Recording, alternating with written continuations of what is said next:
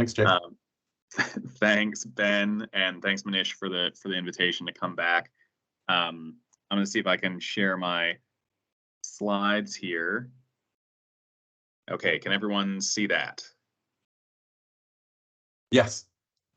Super. Okay. So, as Ben just said, today we'll be talking a little bit about thinking about research with human subjects without informed consent, but specifically in emergency settings or emergency contexts. And I'll say a bit more about what we're referring to there. Although I work with the Department of Defense, I'm definitely not speaking on their behalf or on the behalf of any other organization I'm affiliated with, and I don't have any conflicts to disclose today. So I want to talk a little bit, and this is an open conversation. Feel free to weigh in at any time. What are some of the ethical and policy rationales for doing this type of research?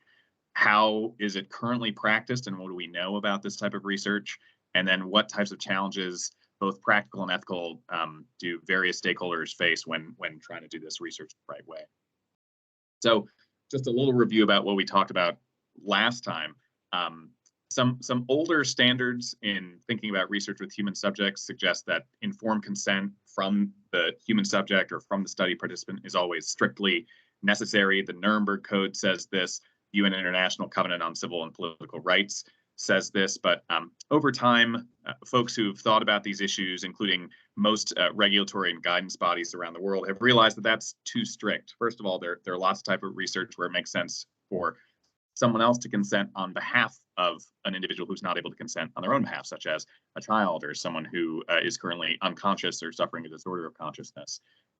Similarly, the Belmont Report and our own regulations at 45 CFR 46, the Common Rule, recognize that there are going to be situations where it makes sense to waive any type of requirement for informed consent, at least understood as those substantive requirements for informed consent.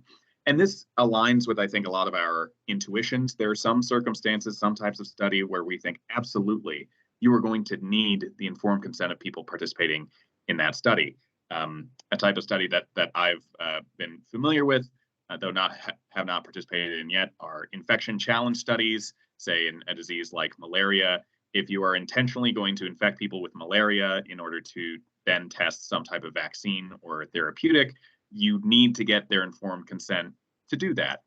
It's a clear potential violation on their body. It can seriously damage their health, the type of thing that most people would want to give permission to do, and to be fully informed about the potential consequences for themselves.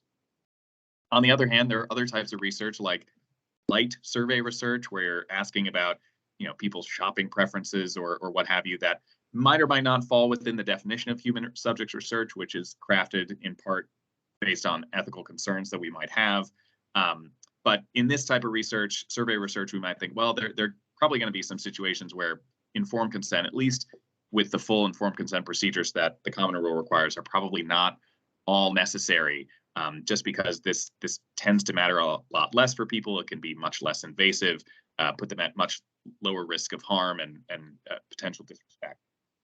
And then there's a host of circumstances in the middle where we have some confusion. Bioethicists have identified a few different functions of informed consent processes. Luke Gellness and his co-authors have a great paper where they articulate what's the basic function of informed consent and articulate a framework for when we should think about providing exceptions to informed consent and research with human subjects. And they argue here that the basic function of informed consent is when you're in an interaction with a person and without getting their permission, their valid permission to engage in that action, you do something wrong to them. They have some type of right against you doing something, whether it's invading body, invading their privacy or their property. You need their permission to do that. That's the basic function of informed consent. But other folks have pointed out that informed consent has a variety of other functions as well. We'll talk about that in just a moment. Again, this framework that I just mentioned of theirs, they argue that we can provide exceptions to requirements for informed consent to participate in research when getting that consent would be impracticable, in the sense that you couldn't perform the research while still getting consent or that type of permission, and that failing to obtain consent either wouldn't infringe any of the person's rights, so the person doesn't have any rights that mean that you have to get their consent, or would infringe their rights, but the research is important enough and the infringement is minor enough that overall we're justified in not getting informed consent. This tracks the HHS regulations for waivers or modifications to informed consent at 46.116, where again, practicability is a requirement. If you can do it, you ought to, and provided that there's no more than minimal risk to subjects and that you are doing what you can to protect subjects' information, and you will not adversely affect the rights or welfare, you can provide a waiver of informed consent. This is the type of permission that allows for certain types of research that we think are very valuable to be conducted. An example that I discussed last time was this Peter Pronovost and colleague studies from the early 2000s. They looked at the effect of implementing a checklist when changing catheters in an ICU. This is a source of infection, and the idea was that using checklists among the staff would improve the quality of care and reduce morbidity for their patients. Checklists and how people go about doing their work is typically not something that we think patients need to give informed consent to. It's about the organization of care, not about the immediate care that they receive, what medications are being put into their own bodies. So this seems like a study intuitively where we think, well, if we required voluntary informed consent for everything that we might do that might affect a person in a health setting, that would be too stringent. And so the ability to waive informed consent requirements here was potentially helpful. There are other types of studies, though, where we think that there's some really potentially valuable information that we could obtain, but we might have questions about whether we could get people's informed consent to participate in the study. So this is the RAMPART study. RAMPART stands for Rapid Anticonvulsant Medication Prior to Arrival Trial. So when the study was conducted, benzodiazepines were given by emergency medical services on a regular basis to treat prolonged seizures in out-of-hospital setting, but different routes and medications were used. Around the time of the study, EMS services had started using intramuscular midazolam as an alternative to IV lorazepam, which, as you could imagine, getting an IV can be complicated for people who are seizing, especially out of hospital. However, these two therapies have not been assessed against each other, and the IM midazolam was newer, and so there are questions about its efficacy. The proposal of RAMPART was to conduct a double-blind RCT with a host of different emergency medical services at many different hospitals, and to track which was better. Was the IM midazolam equivalent to the more standard IV lorazepam? And again, given the context, it'd be difficult, if not impossible, to obtain prospective informed consent from the participants or their legally authorized representatives, especially for adults. A lot of times these situations would happen without a clear legally authorized representative present, and even still, emergency medical services acting in the interest of the patient need to move extremely quickly and typically would not be able to go through an informed consent process.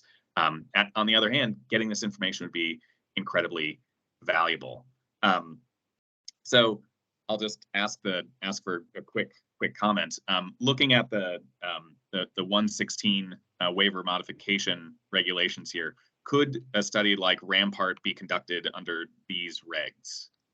And if so, why? If not, why not?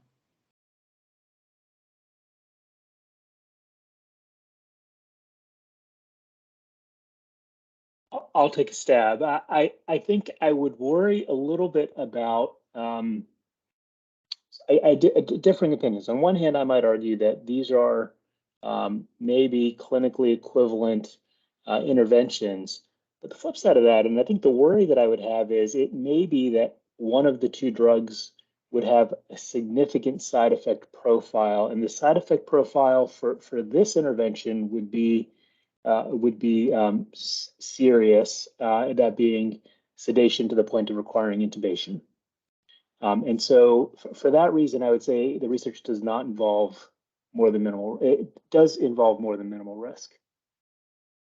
Thanks, Manish. I think that hits the nail on the head, both because, again, you're comparing a new mode, a new intervention that have not been tested and established before, and seeing which is better. So you're shifting to a new type of practice that, while being practiced somewhat out in the community, has not been proven to be comparably safe and effective. You're also working in an emergency situation where there are all sorts of sequelae events that can happen as a result of these types of choices. So you both have this higher risk and this worry that you might be negatively affecting the rights and welfare of subjects. Some people you might think, well, would not consent, in fact, if you had been able to ask them to try something newer or to be randomly allocated to one or the other, rather than to let the emergency medical services decide for themselves what would be best for this individual. So maybe this is not the type of thing that we think is justified in terms of the rights and welfare of the subjects. So the waiver at 116 and the analogous requirements under FDA regs created a problem for conducting valuable research that seems to have important information that patients and communities would care about. But because there are these challenges with informed consent, the regs did not allow for. So in 1996, two things happened at roughly the same time in a coordinated way. New regulations were issued by the FDA that allowed for an exception from informed consent in emergency research involving FDA-regulated products. Similarly, the Secretary of the Department of Health and Human Services issued a waiver of a portion of the common rule requiring an informed consent under the power at 46-101. These really have the same requirements, although that's sometimes called the waiver of informed consent. Some groups will use different terminology. The idea was to create a pathway, regulatory pathway, that IRBs could review and approve studies in emergency contexts that would produce valuable information, but might require modification or even full waiver of informed consent. So for a study to be eligible under this regulatory pathway, human subjects need to be in a life-threatening situation that states urgent intervention. So having a prolonged seizure in a community definitely qualifies for that. The available treatments being assessed in the study, at least some of them need to be unproven or unsatisfactory. We don't know how effective they are. They might have side effects. There needs to be a case for why we need to get more information. That collecting that scientific evidence is going to be necessary to determine the safety and effectiveness of said intervention. And that obtaining informed consent is not feasible because the subjects are not able to give their informed consent as a result of their medical condition. So getting informed consent from the individual is not possible because they're experiencing a stroke or cardiac arrest or any host of conditions in an emergency context that would prevent the individual themselves from giving consent. And that surrogate consent cannot be obtained from the legally authorized representative. Again, very common in emergency settings, especially those seen out in the community when the LAR is not going to be available. You don't have any way to identify prospectively individuals who are likely to become eligible. So say you have concerns about shifting from a nursing home for elderly individuals to community care, and you're going to try a new intervention there. You could, in principle, go to nursing homes in the area and get prospective consent from a large number of people, give them wristbands. So you could get prospective consent that way. But as we know, a lot of emergency conditions, you can't chart who in your community is going to need to come to your hospital on any given day or in any given month. And that there's some prospect of direct benefit for the subjects. We'll talk a little bit more about that in the moment. So even beyond that, you have a reasonable risk profile. There can be some meaningful risks above minimal risk in this type of research, but the prospect of direct benefit helps to justify the waiver of informed consent. In addition to these eligibility requirements for the types of studies that can be reviewed under this pathway, IRBs have to obtain documentation to prove that certain pre-study and post-enrollment requirements are met. So for FDA-regulated products, you need an IND or IDE application. Again, that's on the FDA side. There's a community consultation process that's required. I'll say more about that in a moment. a public disclosure requirement for this type of research. IRBs may require community opt-out procedures be put in place. And then after a participant has been enrolled in a study like this, it's necessary to, at the very least, disclose enrollment to the legally authorized representative or to the patient as soon as feasible, and to obtain the legally authorized representative or the subject's own consent for continued participation, again, as soon as feasible. So disclosure to the individual or their representative, or and as soon as you can, getting their consent. There's some other deep nuances we'll look at. What this approach takes and what justifies this approach is this idea that while there's this basic function of informed consent processes serve multiple functions.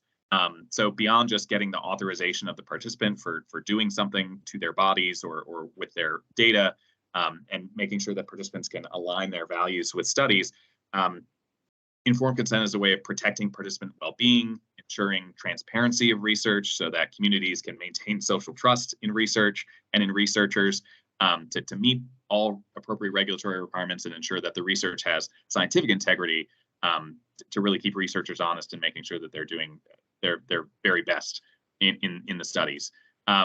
So by disaggregating some of these functions to these other requirements that the IRB can check on, the idea is to reduce the potential ethical problems that arise with waiving informed consent. How does this research look? How's it been conducted? A few years ago, a group with Michelle Biros led a 20-year review from 1996 to 2016 to look at, in the literature, studies that had been documented using these regulatory pathways. They were able to find 28 completed studies at that time and then 11 additional studies. You can see the range of conditions. A lot of these are pre-hospital conditions. 61% of these studies involve pre-hospital conditions, then others were in hospital. They included adults and children, and screened for a relatively small number of studies, a fairly large number of patients. 65,000 patients were randomized within these studies. Several of these included multi-center studies, looking at national or international groups. I'll skip this slide for the sake of time. So what types of ethical questions or pragmatic questions arise with these types of studies? So one is this question of obtaining informed consent from the patient or from someone else. What does it mean to say that it's infeasible? The regs give a little bit of guidance. So it has to be as a result of the medical condition that they can't provide their informed consent. It can't be, for instance, because they don't speak English and the emergency medical services do speak English. That's not good enough.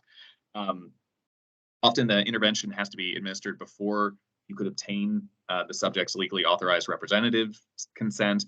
Again, the emergent nature means that you don't have time to be calling a bunch of people to try to figure out, okay, who's the LAR? What do they think about this study? And again, there's no possible prospective identification. Some additional guidance here. It's important to clarify that the investigator needs to commit and the IRB needs to check up on the plans for making sure that there are attempts when it's feasible to do so to obtain consent from a legally authorized representative.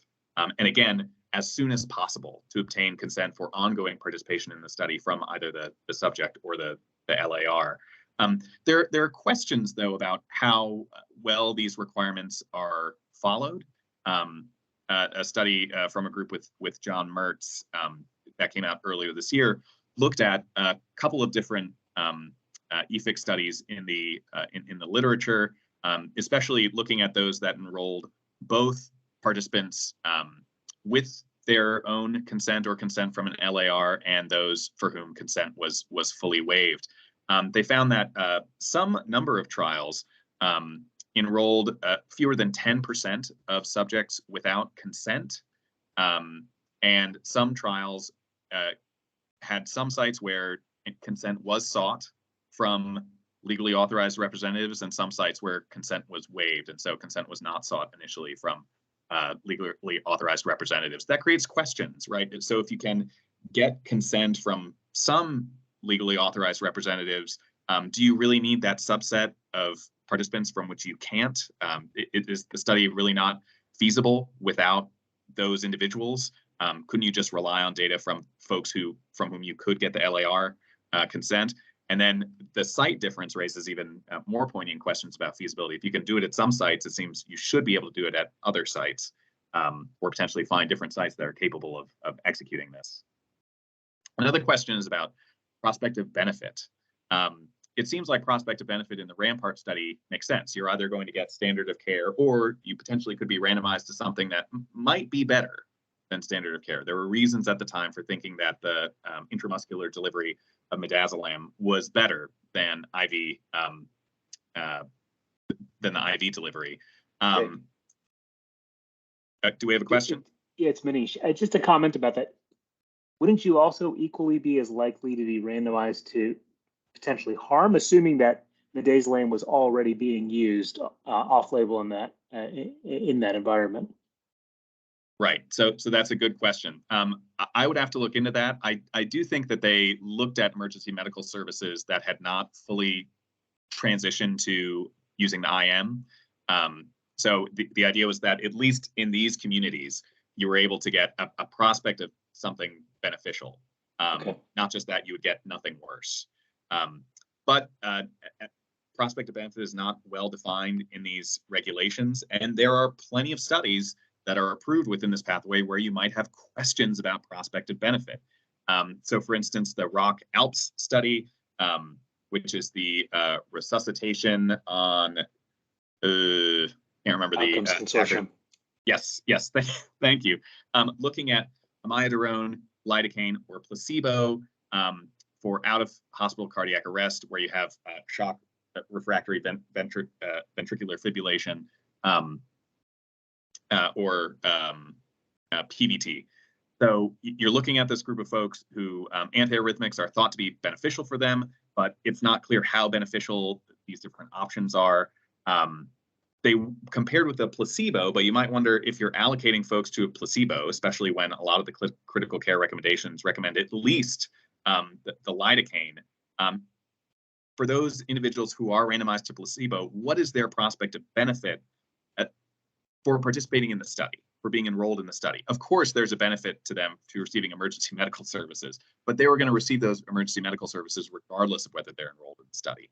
Now, there have been arguments that being part of the study creates benefits. It provides particular types of attention. You're given different types of long-term care, but it shows that not all of these studies are equal in terms of what the promise of prospective benefit is, and there's not a lot of guidance for what sufficient prospective benefit looks like to justify enrollment in this type of research. So in addition to those requirements, there are these other requirements related to what you have to do before the study to obtain approval, and then what you have to do post-enrollment. I'll review some of these. So one of these requirements is community consultation. This involves engaging with representatives of the communities in which the clinical investigation is going to be conducted, to try to solicit their views, communicate to them about the study, and see if you need to make any changes or adjustments based on their input. There are a number of goals for community consultation. One of them is to look at what does community acceptability look like? Is the community or the communities where we're doing this study going to accept doing this type of research without informed consent? There was a systematic review a few years ago that looked at surveys that have been conducted, as is often but not always done, of local community members to look at their level of acceptance. Different types of questions get asked, but depending on how you ask the question, the rate of acceptance varies from sort of the mid 50% of people saying, yes, do this in my community, as high as the mid 80 percentile, mid 80% saying, yes, we're very enthusiastic about you doing this in our community. But there's always some small contingent of people who say, I wouldn't want to be part of this. I don't think you should do this in my community. This raises questions. Well, how much acceptance is enough acceptance? There's challenges in identifying the relevant communities. Is it the local area?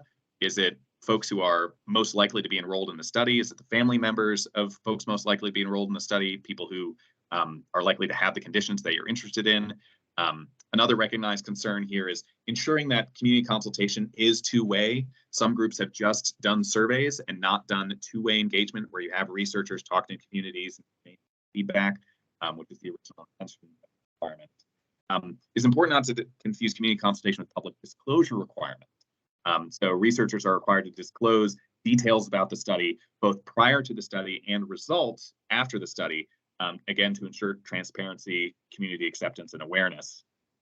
For instance, the Rampart study created a video and released that publicly. They have a whole article about how they went about community consultation and public disclosure. There's still confusion about these two functions and what purposes they serve. And another important challenge for public disclosure is that there's often a lack of clear standards or best practices. What does efficient and effective public disclosure look like? You can do Facebook posts to a hospital website. You can run radio ads. These are things that people have done, but people tend not to be paying attention to those. So how much public awareness are you really going for when you're making public disclosure? Again, there's mention of these opt-out procedures. These are not required, but sometimes community members in consultation will say it would be great to have a way to for people in the community to opt out. However, there are major feasibility questions about this. Some groups have proposed, well, could people in the community have armbands that could say, I don't want to be part of the study? But if you're looking at things like cardiac arrest, it's going to be really challenging to target all of the groups that might be interested in those armbands. If you're conducting multiple studies in an area, how many armbands are people going to have? Something that's been implemented before are registries where people can go to a website and say, I don't want to be part of this study. But again, that creates a number of feasibility issues, especially when considering how aware could we possibly expect the public to be about this. And then there's also this opportunity to object. I'll pass over that, but here the regulatory language about what's expected of this type of research is somewhat unclear, which creates some problems. So just to summarize briefly here, the common rule in the FDA regulations recognize the need for this expanded category of human subject research without informed consent.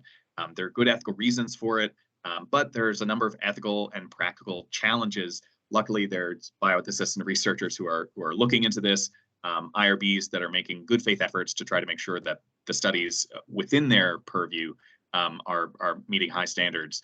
But this is definitely an evolving area. I'll stop that there and open up for questions, comments, or discussion of any kind. That's awesome.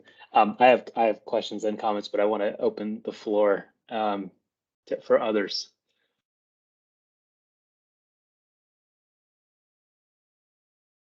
All right, I'll start. So first, I guess a question. It's notable that that language was published in '96. Was that related at all to the Bickel study on permissive hypotension in hemorrhagic traumatic shock? Because that was published in '95 in the New England Journal, and from what I recall, there was a fair bit of controversy because there was no consent that was sought or obtained from participants. From what I recall, Aaron, you may remember that better than me. So I unfortunately have not had a lot of chance to look at the history of this. What I do know from watching videos of Neil Dickert and reading some of his work is that in the lead up to this change, there were several controversies. I'd love to read up on the Bickel study if you could point me toward that. And that these particular regs were crafted in a pretty short time frame. So I think that would be consistent with a major controversy leading to these. These particular regs, you could ask all sorts of questions about why these requirements make it good enough for in above minimal risk studies to not obtain informed consent from folks. Why do you necessarily need a prospect of benefit? Why wouldn't just no additional risk and you have or no major risk from the study interventions, even though it's a risky setting within given the emergency context. There are all sorts of other standards that could be used, and folks have asked questions about both the necessity and the sufficiency of all these particular requirements. Yeah, and that kind of gets to the second question that I had. Was I remember speaking to a colleague at Hopkins that was involved with the Rock trial, and they were expressing frustration about how long it took to get their site up and running. If I recall correctly, by the time they were approved fully, like they got one patient enrolled in a study and the study was complete. It seems as though the second mechanism that includes EFIC creates such a high barrier to entry from both manpower and cost. It seems almost extreme, but I wonder if you could just comment on that. So from what I've read in consensus work on this, that people do recognize that there's a gap.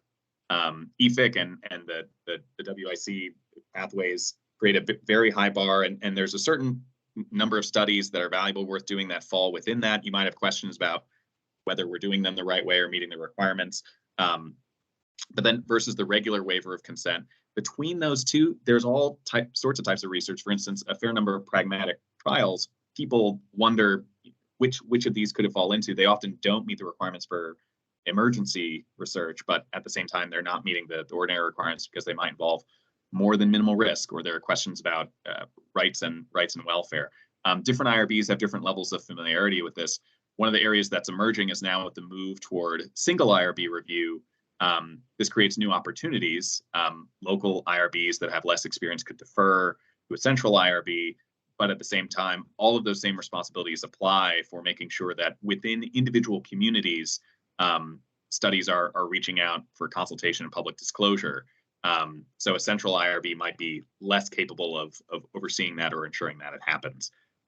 That's an evolving area as well, thinking about distribution of responsibility for multi-center studies.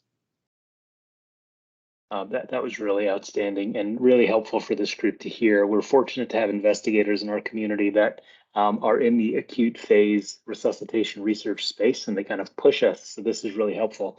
Les, I see you unmuted. Did you want to make a comment or ask a question?